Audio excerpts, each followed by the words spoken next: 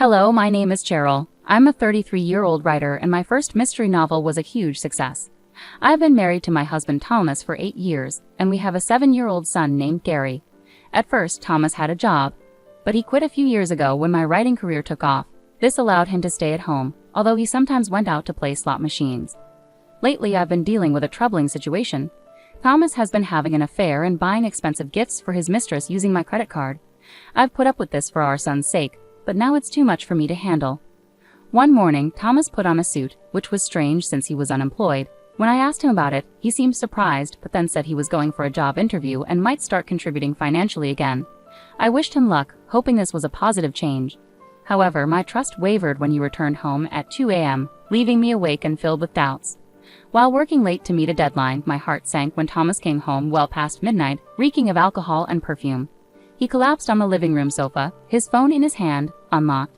Driven by suspicion and disbelief, I looked at his phone. The texts I saw confirmed my fears. Thomas was having an affair. The pain was even worse when I realized his lover was my close friend, Gloria.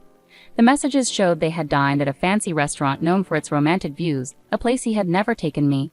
The shock hit me hard, and tears filled my eyes as I dealt with the betrayal of two people I trusted deeply. Gloria, who was married herself, had always been a confidant. In quiet turmoil, I quickly forwarded the evidence to my phone, needing time to think and plan my next steps carefully. The next morning, Thomas acted like nothing had happened. I approached him casually and said, "Hey, Thomas, about yesterday. You said you had an interview but came home quite late. What happened?" He avoided eye contact, clearly searching for an excuse.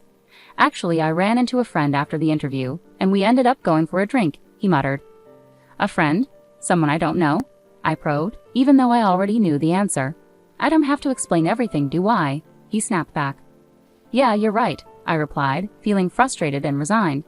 His evasion confirmed my worst fears about his ongoing deceit with Gloria. A month after discovering the painful truth about Thomas' affair, I was still struggling with what to do.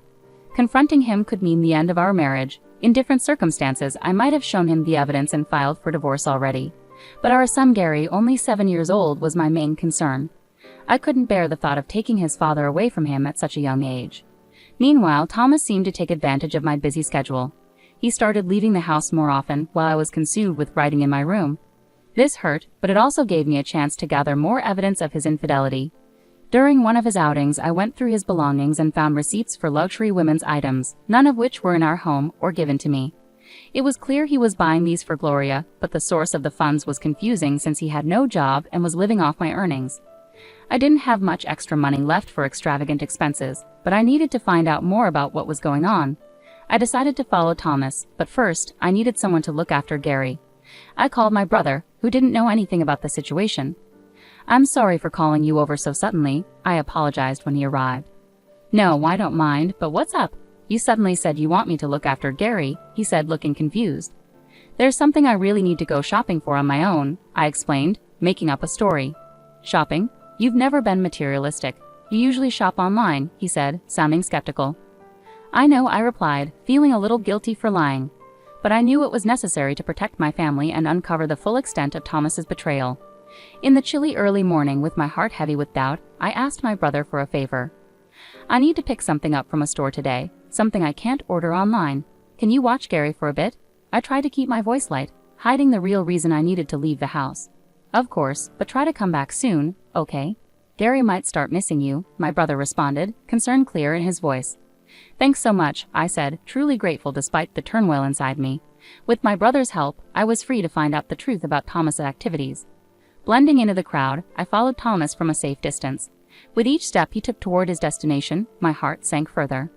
My worst fears were confirmed when I saw him happily walking into an upscale boutique with Gloria, arm in arm. Seeing them so close was a harsh blow. As they laughed and looked at items, Thomas walked to the cashier. I watched, hidden behind a display, as he confidently handed over a credit card. It was the card from the back of my drawer, meant only for emergencies. This card, which I rarely used, had been his secret tool for making all these extravagant purchases. The realization hit me. I had been so focused on my writing and deadlines that I hadn't been watching our finances closely. Significant charges had built up on the card from my recent work-related expenses, and all this time, Thomas had been adding his deceitful transactions to the bill. Both of our cards were linked to the same account, and I had missed the signs of his betrayal hidden among my expenses. Stunned by the depth of his deceit, I realized Thomas had not only betrayed my trust romantically but had also abused my financial resources.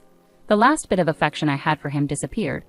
I blamed myself for not noticing sooner and for allowing his deceit to go unchecked.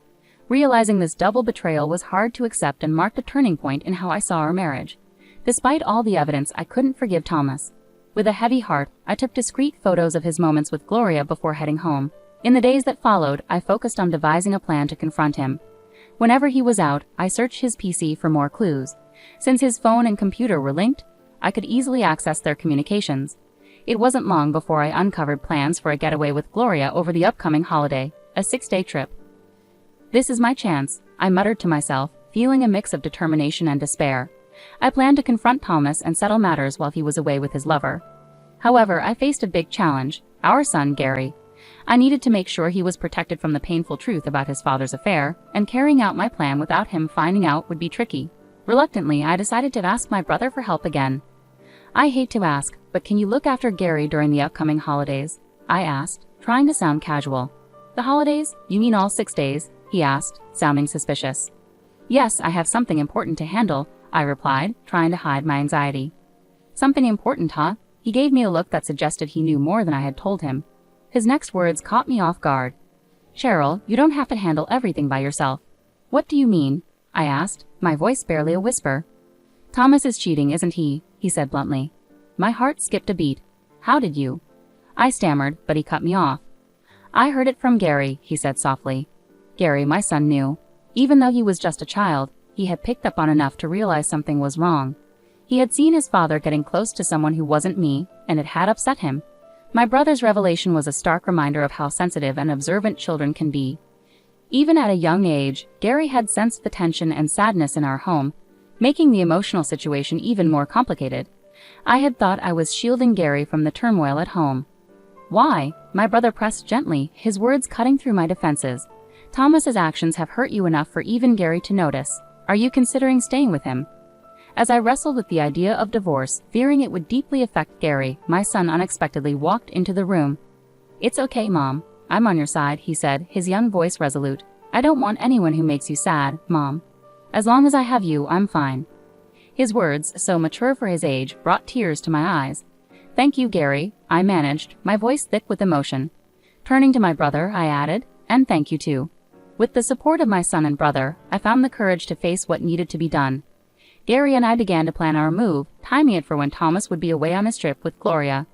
My brother helped us pack discreetly, making sure everything was ready for a swift departure. The evening before Thomas was set to leave, I decided it was time to confront him directly. I found him packing a suitcase in our bedroom. Thomas, why are you packing a suitcase? What's going on? I asked, pretending not to know. Oh, this? I'm going on a trip with some friends starting tomorrow, he replied, avoiding my gaze. A trip? Why didn't you mention this earlier? I pushed, trying to get more details. It was a last-minute plan, nothing serious. I'm using my monthly allowance for it, he said dismissively, trying to end the conversation. Despite his discomfort, he continued to hide the truth. I took a deep breath, and in a calm, determined voice that I rarely used, I asked, Are you sure it's just with your friends? Thomas visibly tensed, his shoulders twitching with nerves. Despite his obvious unease, he stubbornly clung to his lie. Yes, just friends, he insisted, though his voice wavered. All right, I understand. Enjoy your trip with your friends, I said, the irony not lost in my tone. I would have enjoyed it anyway, he muttered, but his assurance sounded forced. With everything laid bare, I knew what needed to be done. My brother, my son, and my resolve had set the stage for a new beginning, free from deceit. Even though Thomas hadn't brought it up, it was essential to be accountable. As I stepped out of my husband's room, wrestling with my thoughts, I reflected on how things might have been different. If he had been truthful from the start, perhaps we could have parted amicably, discussing alimony and child support. Despite his betrayal, there was a time when my love for him was deep. He had been my rock when my novel initially failed to make an impact. I didn't want to feel bitter towards Thomas, but I had to protect myself and my son. It was clear that it was time for me to make a decisive move and not hold back any longer, especially after discovering more of his lies. The next morning, after Thomas left for his trip, I checked the drawer and saw that he had taken my credit card again.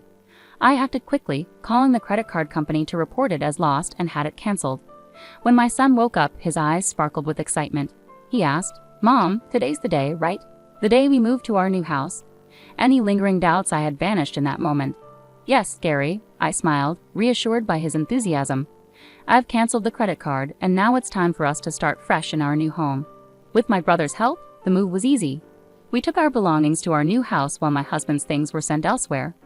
The next day, as we settled into our new place with my son and brother, I felt a profound sense of peace and excitement for the future. When Thomas called, his voice sounded hesitant. Hello, Cheryl. Well, this trip is turning out to be more expensive than I thought. Could you send me some money? I immediately knew he was having money troubles because I had frozen the credit card. He was trying to avoid admitting the truth about using the card without permission, and his indirect request for money was annoying. Did you plan for this trip on your own? I asked calmly. I'm sorry, but I can't give you any money. He sounded frustrated. Don't be like that. If you don't help me, I'll be the only one not enjoying this trip, he said. Then he corrected himself. I mean, you'll be the only one. Even over the phone, his confusion was obvious. You were on a trip, and you want to show off the good parts, right? Well, the card you took is no longer valid, so you'll have to manage. What are you talking about, Cheryl? What card? He pretended not to know. Pretending you don't know won't help, I said firmly. You're panicking because you're saying things that don't make sense. I don't know anything about a card. Enough, I exclaimed, my patience wearing thin. I already know you've been cheating on me with my best friend, Gloria. Did you think I had no idea? It's obvious. No, it's not what you think. I'm not cheating, he tried to assure me, his voice desperate. I was furious that he continued to deny everything. Standing there with my brother and son next to me, all my pent-up anger erupted. Stop making excuses. You had a family and you cheated with another woman, and you've been using someone else's credit card. Do you even realize how despicable your actions are? Cheryl, let's calm down for a moment, he tried to soothe, but it was too late. The truth was out, and there was no turning back. How can I remain calm when I'm dealing with the person I despise the most? I seethed into the phone. Just so you're aware, I have no intention of forgiving you or offering you any help. As for her, she can find her way elsewhere. Never show your face to Gary and me again. With those final words, I hung up on my husband. Moments later, his mistress, Gloria, called. Hey, Cheryl, what on earth did you do? Ah, Gloria, long time no see. How's your trip going with my husband? I asked, my voice dripping with sarcasm. Shut up and explain yourself. What are you talking about? She snapped back. Don't play dumb. You received Thomas's things at your house, didn't you? I replied. When we moved out, I had arranged for all my husband's belongings to be sent directly to Gloria's address. Since Gloria was also married, her husband was naturally there to receive the delivery. That's why I sent everything there, along with a detailed letter explaining the whole situation. She yelled back, her voice cracking under stress. This isn't a joke. What have you done? My husband found out, and now he's furious.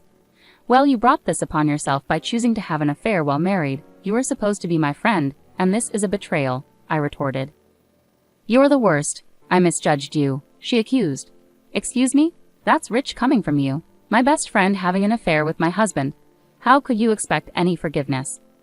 I didn't mean it seriously. It was just a joke. I would never actually be interested in someone like him, she tried to downplay it. I don't care if it was a joke or not. I'm filing for divorce anyway, and yes, you did have an affair. That's a fact. I'll never forgive you, and I'll be seeking significant compensation, so be prepared. Compensation? What are you talking about? I didn't agree to anything like that, she protested. Well, you're going to hear about it soon enough. It's what you deserve, I concluded as she realized the gravity of the situation. I'm a housewife. I can't pay any compensation, she pleaded, her voice filled with desperation. I don't care. Figure it out yourself or ask your husband, though I doubt he'll be much help, I said sharply. Oh, wait. Goodbye. I hung up before she could respond and promptly blocked her number. Later, I contacted my lawyer to finalize my divorce and sought compensation from my ex-husband and Gloria, along with child support.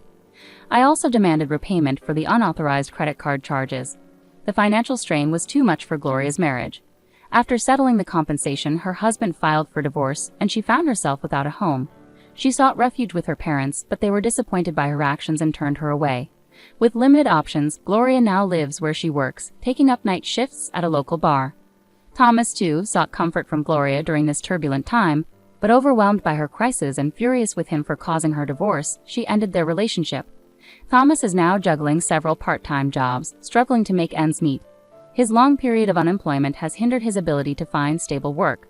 Should he ever fall behind on his alimony or child support payments, I am prepared to pursue what he owes without hesitation. As for myself, life has settled into a peaceful rhythm in our new home with my son. He's growing up fast, and each day is filled with new joys and adventures.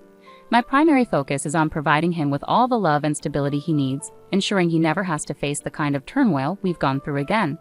Our days are brighter now, and I'm committed to making sure they stay that way.